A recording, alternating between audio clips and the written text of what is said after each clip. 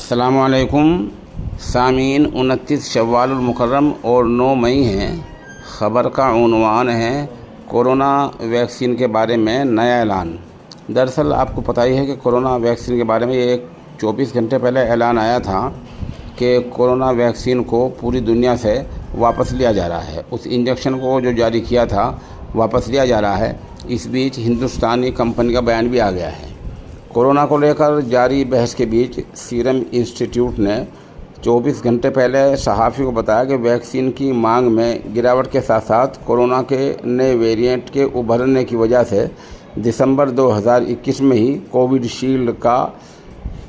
Covishield को बनाना बंद कर दिया गया था। साथ ही कंपनी ने सप्लाई को भी उस वक्त से बंद कर दिया।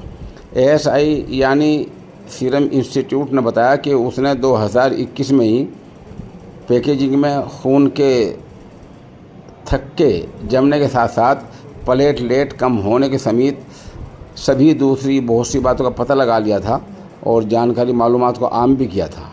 सीरम के तर्जुमान ने सहाफ़ियों को बताया कि हिंदुस्तान में 2021-2022 में इसको बंद कर दिया गया था और उस वक्त से ये बराबर इसकी मांग और इसका बनाना सब कुछ बंद है। बहरहाल हमें बज़ाहिर ऐसा लग रहा है कि एक कंपनी ने बड़ा झूठ बोल दिया है। जो ऐलान अब ये 24 घंटे पहले कर रहे हैं, हमारी मालूमात के मुताबिक ऐसा ऐलान, इतना वाज़ेह ऐलान ऐसा पहले कभी तक नहीं सुना गया। बरतानिया की अदालत में जो मामला चला था उसके बाद ही इस नौइयत के बयानात आने शुरू हुए हैं।